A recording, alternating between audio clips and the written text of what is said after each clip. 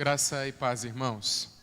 Que bom que você está aqui nessa noite para a gente conversar sobre esse assunto que com certeza mexeu com o Brasil, não só na semana passada, mas vem mexendo à medida que a gente vê os absurdos, né?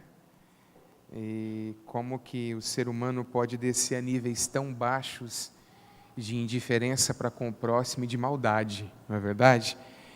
E começo a ver algumas perguntas na minha mente, na nossa mente, nas nossas mentes, e a proposta nessa noite é a gente conversar a respeito do assunto, ver na Bíblia algumas coisas importantes, para que de alguma forma a gente possa contribuir para que situações como essas, que têm acontecido, elas sejam diminuídas. Amém? A tragédia de Suzano, então, é o título da palavra dessa noite. Aqueles que gostam de sermão expositivo, a gente não vai caminhar por isso nessa noite, ok? A gente vai tabular uma conversa aqui, pegando textos bíblicos para nossa edificação. Vamos orar? Pai, nós te agradecemos por estarmos juntos aqui nessa noite. Somos agradecidos por tua proteção sobre nós, pela graça do Senhor que tem sido derramada sobre a nossa vida, sobre os nossos filhos.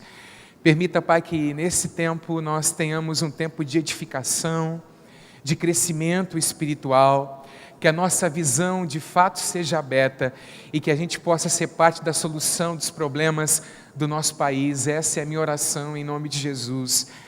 Amém. Pode mudar a tela, por favor? A gente viu que 10 pessoas morreram, não é? Nesse atentado, a gente pode dizer assim, que aconteceu na quarta-feira da semana passada. Tem 7 rostos aí. Esses 7 rostos são daqueles que pertenciam, que estavam na escola, mas nós sabemos que o menino ainda matou o seu tio antes de ir para lá, não é verdade? E também, segundo a versão policial, um mata o outro e depois o outro se mata na escola. Mas aí surge uma pergunta: por que coisas assim acontecem? Vai mudando aí, por favor, Jéssica. Por que coisas assim acontecem? A gente se depara com uma manchete: ataque a tiros em escola deixa ao menos 10 mortos em Suzano. O ataque ocorreu na Escola Raul Brasil, que atende alunos dos ensinos fundamental e médio. Por que coisas assim acontecem? E aí surge nesse momento um monte de especialistas, não é verdade? Que eles querem conversar e querem falar acerca do motivo que essas coisas acontecem. E aí uns dizem uma coisa, outros dizem outra coisa, e o nosso intuito é abrir as Escrituras daqui a pouco e ver por que tudo isso acontece. Então vamos lá, seriam estas as explicações? Primeiro, necessidade de educação. Será que o problema é que o nosso sistema educacional não é um bom sistema educacional? E se tivesse, de repente, um sistema educacional mais forte, mais fortalecido, com bom ensino para todo mundo, com faculdade para todo mundo boa, de qualidade, com bons professores, resolveria o problema? Bullying. Será que o grande problema, então, hoje, no nosso tempo, pelo qual acontecem todos esses atentados, é o bullying? Tem alguns valentões que violentam tanto física quanto psicologicamente a vida de crianças.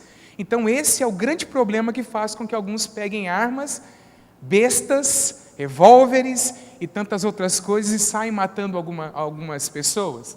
Será que o problema são as leis frouxas? Porque de repente no nosso país não tem um sistema de leis que seja mais duro, que puna com mais eficácia o crime? Será que a resposta estaria no judiciário lento? De que de repente as pessoas não são punidas quanto deveriam pelo poder judiciário? Será que esse é o problema? Quinto, será que o problema é a falta de segurança? Será que se de repente o porteiro tivesse uma arma na mão, e quando os caras aparecessem lá, ele saísse atirando, será que isso de fato resolveria o problema e nós não teríamos mais de forma nenhuma coisas como as que vimos na semana passada e temos visto cada vez com mais frequência nos nossos dias? Eu diria para você que nenhuma dessas coisas que nós citamos aqui é a resposta. Ora, vejamos, a Jéssica vai mudar a tela. Será que o problema é educação? Bom, se for problema de educação, olha só, ataque deixa um morto e feridos na Holanda, polícia considera terrorismo. Um cara pegou uma arma, me parece que foi ontem, e saiu atirando, não é verdade? Aonde que é? Holanda, será que a Holanda tem uma educação melhor do que a educação brasileira? Eles estão na Europa, são considerados como um país de primeiro mundo. Ora, lá também acontece esse tipo de coisa.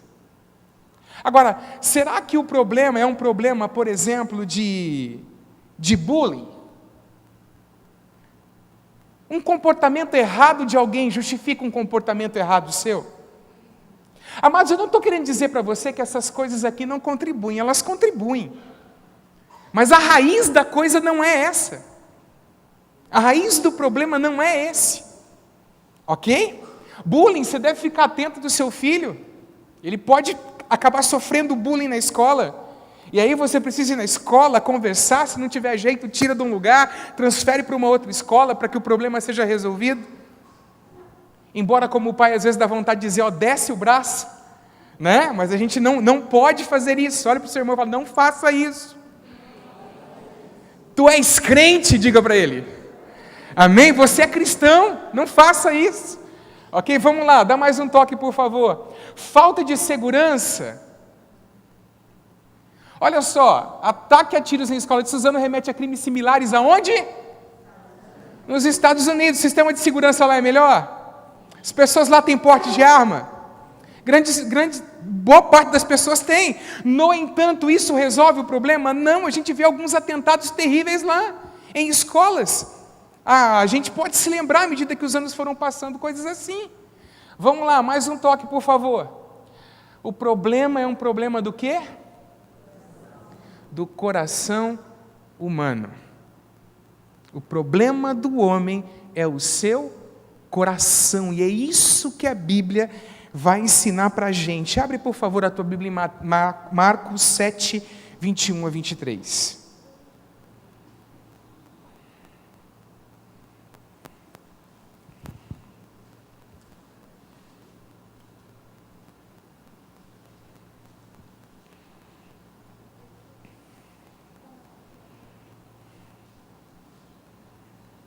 A raiz é essa. De onde vem, irmãos? Avareza, adultério, homicídio, maldade, engano, inveja, orgulho. De onde vem? Vem do coração humano. Então olha para o seu irmão e pergunta, como é que anda o seu coração? Aí você vai, pastor, eu sou nascido de novo. Eu recebi de Jesus um novo coração. Ótimo, que bom. Todavia, mesmo com o novo coração, se nós não tomarmos cuidado, algumas coisas indesejáveis podem estar dentro dos nossos corações. Talvez seja por isso que a gente vê Jesus limpando o templo mais de uma vez nos evangelhos. Não é? Então, de vez em quando, de vez em sempre, a gente tem que clamar ao Senhor para limpar o nosso coração e tirar de dentro do nosso coração coisas que são coisas indesejáveis, coisas que não glorificam o Senhor. Olha só o que diz Marcos 7, 21 a 23. Porque de dentro do coração das pessoas é que procedem os maus pensamentos, as imoralidades sexuais, os furtos, os homicídios, os adultérios, a avareza, as maldades, o engano, a libertinagem, a inveja, a blasfêmia, o orgulho, a falta de juízo. Todos estes males vêm de dentro e contaminam a pessoa. Então Jesus deixa claro para nós, ao ensinar a palavra para as pessoas que estavam à sua volta, que o problema do homem é o seu coração. Havia uma discussão sobre comer coisas sem lavar as mãos, uma coisa ou outra. Jesus vai dizer, olha, o problema não é o que entra, o problema é o que sai, o que já está instalado lá dentro, e levam as pessoas a ter um comportamento que é um comportamento que desonra a Deus e que faz mal às pessoas. Então a primeira pergunta que eu gostaria de fazer para você, que é nascido de novo, como anda o teu coração? E para você que ainda não tem certeza da tua salvação, que ainda não experimentou o nascimento, afirmar para você que o único que pode te dar um novo coração é Deus. Amém? Quando a gente fala coração aqui, nós não estamos falando coisas do cardiologista, nós estamos falando do interior do ser humano, e aí só Deus pode mexer. Abra sua Bíblia, por favor, em Ezequiel 36. Livro do profeta Ezequiel, capítulo 36, versículos 26 e 27. Ezequiel, capítulo 36, versículos 26 e 27. Volta na tela anterior, por favor, Jéssica. Então, olha só, por que a gente consegue ver ataque em Suzano, um camarada que, 3 suspeitos foram detidos, mas um camarada que invade mesquitas e mata 49, e a gente consegue ver também o problema na Holanda, que já foi projetado aqui está muito pequeno na tela. Por quê? Porque um problema é um problema não é educação. Algumas pessoas que às vezes militam na área da educação gostam de levantar essa bandeira dizendo o problema é um problema de educação. Deixa eu dizer uma coisa. Alguns, se receberem mais educação, apenas potencializarão a sua maldade. Amém? O problema é um problema de coração. Eu não estou dizendo que essas coisas não são importantes, elas são. Todavia, o problema central é o coração humano. E aí a gente lê em Ezequiel 36, 26 e 27. Eu lhes darei um coração novo e porei dentro de vocês um espírito novo. Tirarei de vocês o coração de pedra e lhes darei um coração de carne. Porei dentro de vocês o meu espírito e farei com que andem nos meus estatutos, guardem e observem os meus juízos. O que o homem precisa, o que o homem natural precisa, o que o homem sem Deus precisa, é de um coração regenerado. Porque, na verdade, quando Deus nos dá esse coração, a gente começa a prestar atenção em coisas que nós não prestávamos atenção antes. A dor do próximo, irmãos, nos incomoda. Amém? Há um novo espírito ou uma nova disposição colocada dentro de nós. As nossas inclinações são outras. Amém, queridos? Então, além de ser um problema de coração, irmãos, há algo que eu gostaria de conversar com você nessa noite. Por quê, pastor Anderson? Simples. Porque há algumas pessoas sobre quem nós precisamos colocar os nossos olhos. Quantos pais nós temos aqui nessa noite? Levante a mão, por favor. É um desafio ser pai. E lá em casa eu sou pai de um adolescente de 14 anos e de um menino de 2 anos de idade. E estou aprendendo a ser pai de adolescente. O de 2 anos de idade eu já passei. Eles são diferentes, são personalidades diferentes. O Pedro sempre cresceu meio pacato, ria para todo mundo. O Bernardo não. O Bernardo está nascendo 2 dentes nele, hoje ele estava espancando o brinquedo dele e batendo num lugar. Eles são diferentes um do outro. Ok? E é um desafio criar filhos. Só que escute o que eu vou te dizer. Se você os tem, Deus os entregou a você. Faça o melhor. Amar dá trabalho. Diga isso para quem está do seu lado. Amar dá trabalho. Amar cobra de nós tempo, esforço, dedicação. E sabe o que é triste? Esse final de semana eu estava num lugar fazendo curso e tinha um líder de adolescentes de uma igreja de Araçatuba lá, junto conosco ali no grupo de discussão. E aí eles falaram, ele e a esposa, que recentemente perguntaram para o grupo de adolescentes: quantos querem constituir família? Pouquíssimos adolescentes levantaram a mão. E por que isso? Porque a nossa geração não quer trabalho. A nossa geração é uma geração tremendamente individualista. E escute o que eu vou te dizer: o fato de você vir à igreja não garante que o seu filho vai ser um bom cristão. Isso exige esforço de você. Exige que os seus filhos vejam em você uma vida cristã sendo vivida diante dos olhos deles. É muito bom estar aqui, mas o evangelho precisa ser vivido dentro de casa. E eu fico pensando no absurdo dos pais que nem a igreja vêm, e os filhos estão assistindo isso tudo, vendo os pais virem para a igreja de forma muito rara, dando desculpas das mais fajutas. E os nossos filhos, irmãos, chegam a uma idade que eles conseguem olhar para nós de verdade e saber se nós estamos dizendo a verdade, se nós estamos mentindo. Todos compreendem o que eu estou dizendo? Eles sabem se nós estamos levando a sério a nossa fé ou se nós não estamos. E escute, nós vivemos em um mundo que é bombardeado de todos os lados. E há uma coisa potencializada, porque hoje tem vários canais, vários meios pelos quais a maldade ou o ensino ruim e falso pode chegar ao coração dos nossos filhos, levando eles na onda. deste mundo. E alguns pais estão dormindo, estão descansando, como se não tivessem uma tarefa e como se um dia não terão que estar diante de Deus para prestar contas da educação que deram aos seus filhos. Filho é responsabilidade. Diga isso em voz alta, por favor. Filho é responsabilidade.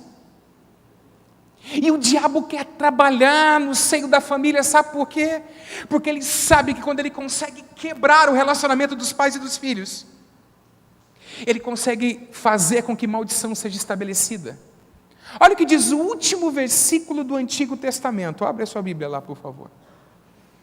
O último versículo do Antigo Testamento, Malaquias.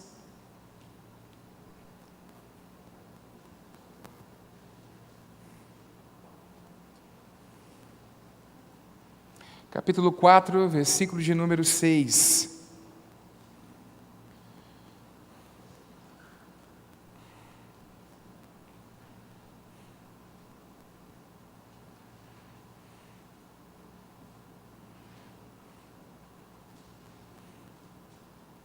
Nós temos falado aqui na igreja sobre ser cheio do Espírito Santo.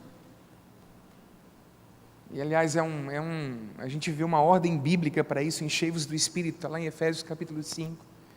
Mas uma das coisas que acontece quando nós somos cheios do Espírito Santo é que o Senhor volta o nosso coração para os nossos, para aqueles que são uma bênção de Deus na nossa vida. E aqui eu não estou falando de culto à família, não estou falando de culto ao filho, não estou falando desses desequilíbrios que a gente vê no dia a dia. Eu estou falando de ter um relacionamento com o teu filho, que seja um relacionamento restaurado. Pai, teu filho precisa de você. Mãe, teu filho precisa de você. Filho, filha. Amém? Precisa de você, e é importante a gente entender isso. Você acha que foi à toa que Deus preparou a chegada de uma criança dentro de um seio de família? Deus fez isso para que os pais pudessem ensinar desde cedo para os filhos, para que houvesse um modelo a ser seguido. Esse é o desejo de Deus. Olha o que diz Malaquias 4,6. Ele converterá o coração dos pais aos filhos e o coração dos filhos aos seus pais, para que eu não venha e castigue a terra com maldição. Você já deve ter presenciado, Gustavo disse aqui que é professor, ele deve ver isso bastante, e alguns de nós vemos isso no dia a dia da nossa vida bastante. Você já notou que geralmente quando o relacionamento familiar é quebrado, a criança tem problemas? Vamos pegar esse menino de 17 anos, o Guilherme, que entrou na escola e fez tudo aquilo. Foi um dos que fez tudo aquilo. Pai foi embora, mãe com problema de drogas, foi criado pela avó, a avó morreu há mais ou menos 3 meses atrás. A gente já vê um modelo de família que não é um modelo de família, não é dos melhores. Ele poderia ter feito escolhas diferentes? Poderia. Mas como eu disse, colocando todos aqueles fatores no início, essas coisas contribuem. Amém? Vamos lá, vamos seguir aqui. Desafios para a geração de pais atuais. Vamos ver lá. Primeiro, a geração do quarto. Você conhece a geração do quarto? A geração do quarto é aquela geração dos nossos dias de adolescentes que passa mais de 6 horas por dia dentro do quarto, com celular, computador ou outras coisas, isolada do mundo, isolada de todas as coisas. Essa é a geração do quarto. Segundo, o crescimento da filosofia nihilista. Já já a gente vai explicar um pouco isso. Ok? Que a filosofia que diz que não existe valores, que esse mundo não tem sentido, que a vida não tem sentido. Ora, se esse mundo não tem sentido e a vida não tem sentido, por que eu vou continuar vivendo? Pô! Quantos compreendem o que eu estou dizendo? Terceiro, o fator tempo. Vamos lá, então, para os desafios. Primeiro, a geração do quarto. Os adolescentes que pertencem a essa geração, que ficam mais de 6 horas dentro do quarto, são sozinhos, não sabem lidar com frustrações porque não se relacionam. A mínima frustração parece um elefante, parece um monstro, não consegue superá-las. Não sabem relacionar-se. E por último, estão doentes na alma, estão doentes nas suas emoções, estão desenvolvendo doenças psicológicas. Por quê? Porque não se relaciona, não tem uma vida normal. ficam dentro do quarto, e alguns pais nem sabem o que os filhos estão assistindo dentro desses quartos. E deixa eu ser muito franco com você, alguns pais não querem nem saber, contanto que eles não estejam lhe dando trabalho. Quando você entende o que eu estou falando aqui nessa? É triste isso, mas é uma verdade que precisa ser dita.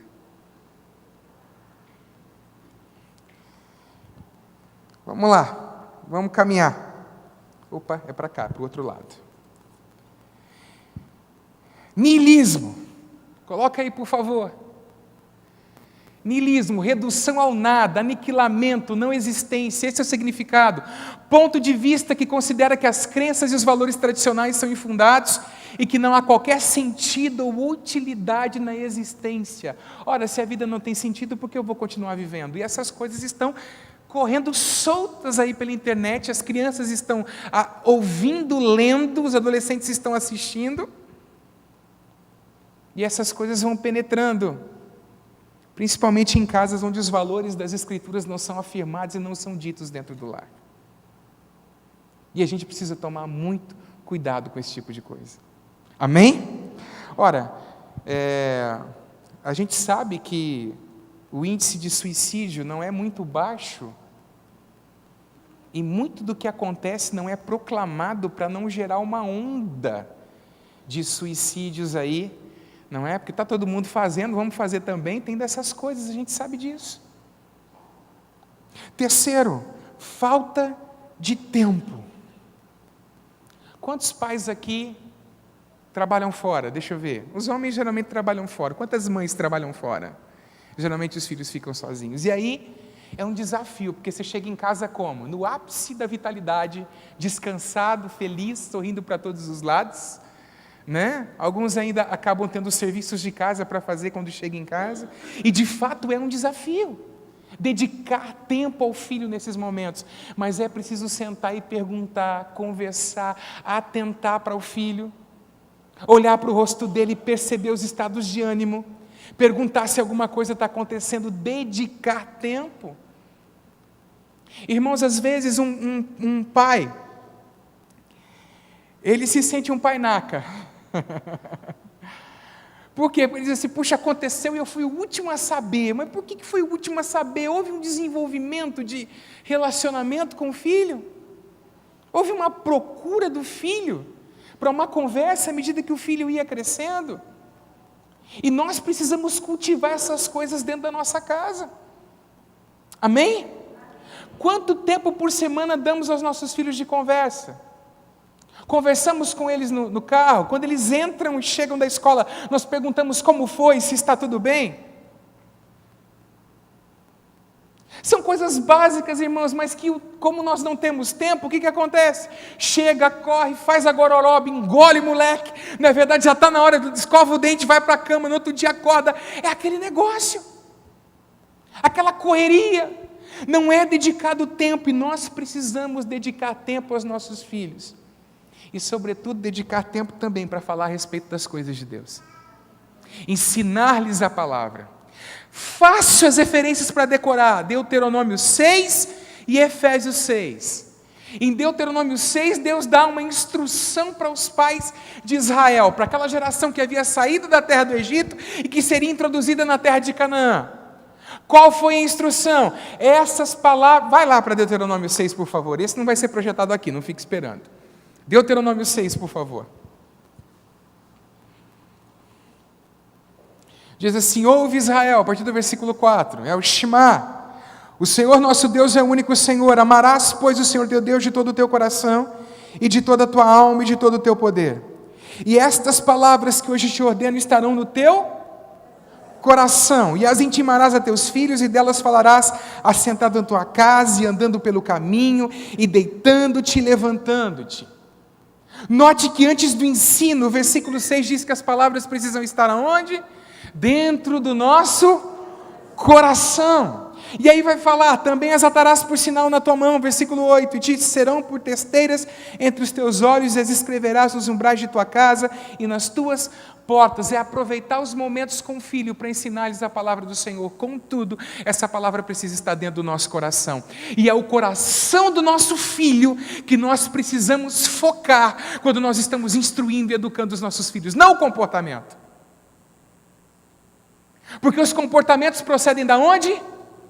Lembra da referência de Marcos? De onde vêm os homicídios, os adultérios, a inveja, a imoralidade sexual vem do coração. Logo, quando eu estou instruindo meu filho, eu viso o quê? O coração. Não é só um corretivo por conta de um comportamento, mas é conversar para tocar o coração dele.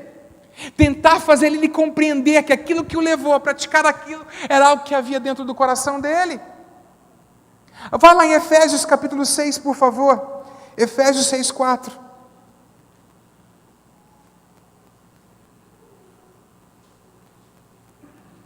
Efésios capítulo 6, versículo 4. Quando a gente fala da falta de tempo, irmãos, eu acabei não falando aqui, até a Revolução Industrial, onde é que os pais trabalhavam? Geralmente os pais trabalhavam em casa. E aí eles tinham mais tempo para dedicar aos filhos, os filhos cresciam perto deles. E geralmente o que acontecia era uma transferência da profissão do pai para o filho.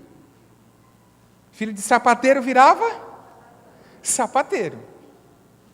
Se o cara fabricava pães, ou fazia pães, geralmente o filho ia fazer o quê? Ia continuar com a carreira, havia uma proximidade maior.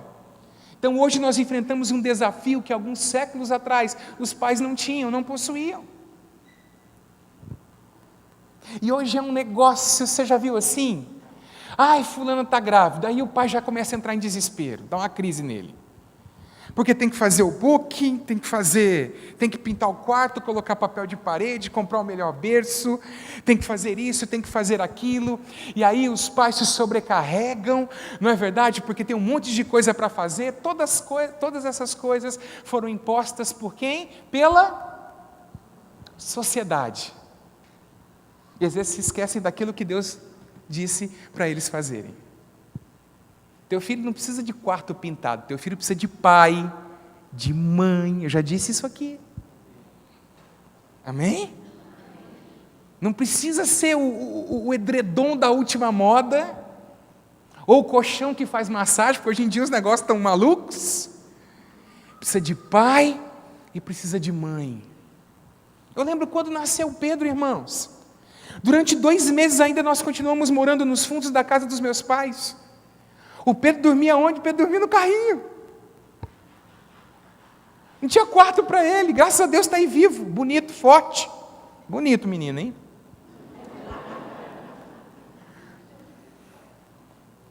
Precisava de pai e de mãe. Amém, queridos? Então vamos lá, Efésios 6:4. E vocês, pais, não provoquem os seus filhos à ira, mas tratem de criá-los na disciplina e na admoestação do Senhor, na presença de Deus. Só que filho, a gente educa, sabe como? Faz favor, Paulo. Deixa eu chamar o barbeiro para me ajudar. Pode subir aqui, por favor. Faz de conta que o Paulo é meu filho. Ok? E a gente diz assim, eu digo para ele assim, filho, olha, o melhor que você pode fazer é andar por aquele caminho lá, ó. Filho, anda por ele. Se você seguir aquele caminho, vai ser uma bênção para você. Não é assim que ensina, filho. Filho, a gente ensina assim, ó. Vem aqui, filho. É esse caminho aqui pelo qual a gente tem que andar. Esse caminho aqui é uma bênção. Quantos estão entendendo o que eu estou dizendo? Obrigado, Paulo. Deus abençoe você. É isso que a gente precisa entender. É o exemplo sendo dado, é caminhando junto. São os nossos filhos verem a gente fazendo o que a gente está dizendo para eles fazerem. Se for só apontar, irmãos, Deus te ajude que o teu filho acerte o caminho. Mas a probabilidade muito maior de acertar é se você andar junto com ele, ensinando, inculcando os valores de Deus na mente dele. Amém? Desde cedo. Não criando crianças, não dá para explorar muito isso, mas com ego muito frágil, criança que não suporta a correção hoje. Você vai falar com a criança não quer saber o que você tem a dizer para ela. Tem que ensinar, olha, procure fazer o que é certo, mas se você errar, assume o que você fez. Eu vou te amar, eu vou te ajudar até o final, eu vou te ajudar até se for preciso consertar, mas não vou consertar para você. Você tem que suportar as consequências do erro.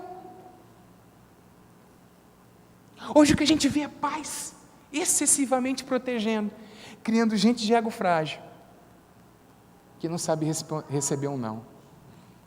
Quantos compreendem o que eu estou dizendo aqui nessa noite? Ora, irmãos, a gente não assiste isso o tempo todo?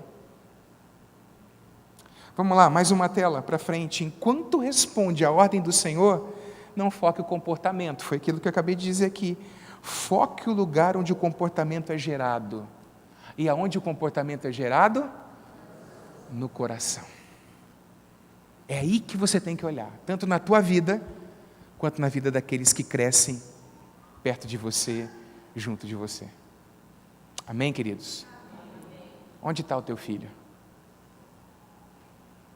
Onde estão os teus filhos? Sabe, aqui até uma coisa que a gente vê em gabinete pastoral e que eu já disse aqui em outros momentos. Alguns pais chegam às vezes para conversar e falar a respeito dos filhos adolescentes ou de filhos que estão dando problema. E aí é óbvio, se fosse assim seria muito mais fácil. O desejo dos pais é que a gente tivesse um armário atrás da gente e a gente abrisse o armário, a gente tirasse uma poção e entregasse para o pai, você dá isso aqui para ele durante 7 dias. Depois de 7 dias que ele tomar isso aqui, os seus problemas vão estar resolvidos. Mas não é assim. Às vezes princípios são quebrados durante 15 anos dentro de um lar. E pais querem arrumar as coisas em 2 dias. As coisas não funcionam dessa forma, irmãos. Quantos entendem o que eu estou dizendo aqui nessa noite? Elas não funcionam assim. E eu não estou dizendo isso, irmãos, para trazer sobre a vida dos pais que aqui estão um peso, alguma coisa. Eu estou tentando conscientizar você e dizer para você, aproveita naqueles primeiros anos enquanto está crescendo. Para teu filho ver o teu bom comportamento, para ser ensinado por você. E muito provavelmente, quando chegar essa idade aí, você vai enfrentar algumas coisas assim. Mas você vai ver teu filho tendo valor. Amém? Você vai ver teu filho fazendo escolhas corretas e certas. Então o problema humano é educação? O problema humano é de segurança? Bota uma arma na mão de todo mundo e está tudo resolvido? Por favor, irmão, ninguém sai daqui o pastor é contra o Bolsonaro. Eu não sou contra, não. Eu sou a favor do nosso presidente. Amém? Tenho que orar por ele, tenho que abençoar a vida dele. É isso que a Bíblia diz. Amém? Aí, essa semana alguém me mandou lá pastor. É porque nessas horas aparece um monte de coisa, né? Teve um pastor que foi nas redes sociais e falou, olha, a culpa desse atentado são dos pastores que apoiaram o Bolsonaro na campanha eleitoral. Tem essas coisas, irmão, essas coisas acontecem. E aí alguém perguntou, pastor, o senhor é a favor? Ou o senhor é contra? E eu dei a minha posição para ele. Alguém disse, ele não vai falar? Eu não sei, sinceramente, se o brasileiro dá conta de uma coisa dessa. Embora eu acho que atenua, que diminui, eu não sei se o brasileiro dá conta de um negócio desse. Então o problema do homem é falta de segurança? O problema do homem é um problema do coração. E quando você está vindo aqui cultuar a Deus, irmãos, se a igreja é séria, se a palavra está sendo pregada, o que está sendo tratado e trabalhado? O seu coração. Cuide dos seus filhos em casa, olhe para a sua família, mas não foque só o comportamento dele, foque o coração, porque dele procedem as fontes e as saídas da vida. Fica de pé em nome de Jesus. Se a gente fizer isso, talvez sejam menores as coisas que a gente assiste no nosso dia a dia. Mas a gente está sujeito. Amém? Guardemos o nosso coração e peçamos a proteção de Deus sobre a nossa vida. Amém? Então curva a tua cabeça, pensa um pouco acerca da tua vida, acerca da tua família, acerca do teu relacionamento com Deus, acerca do teu cristianismo.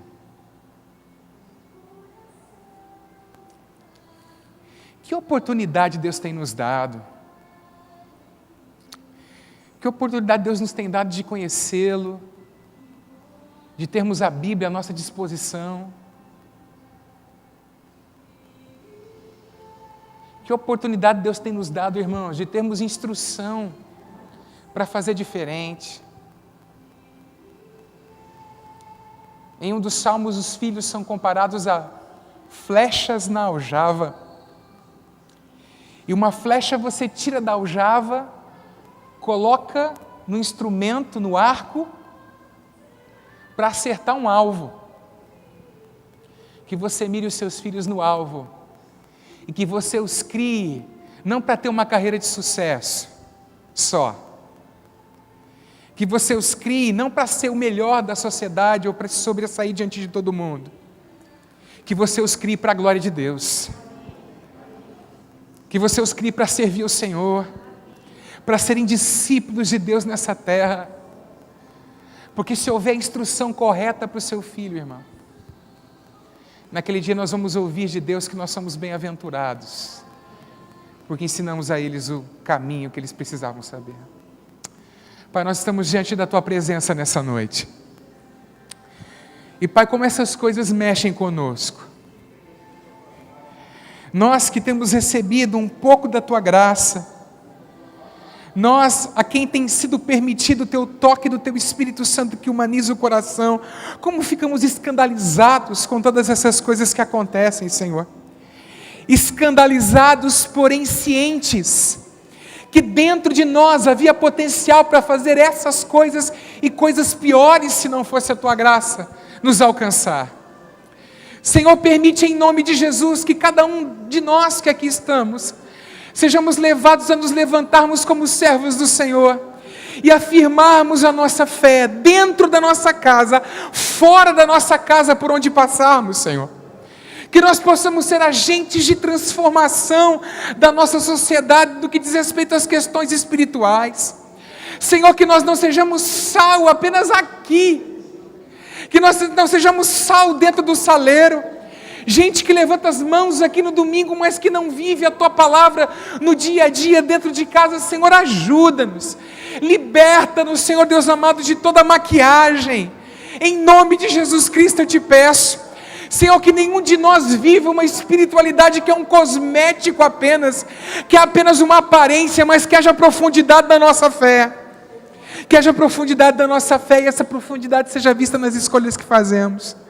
Ajuda-nos, Senhor, em nome de Jesus Cristo, ajuda-nos a caminhar a cada dia pelo Teu caminho, ajuda-nos a caminhar junto com os nossos filhos. Essa é a nossa oração diante da Tua presença, em nome de Jesus, amém. Pergunta para quem está perto de você, como é que está o teu coração?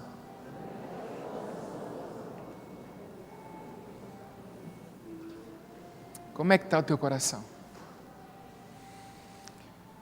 Leva essa palavra para casa, mas não coloca ela no bolso e joga fora quando você chegar, não.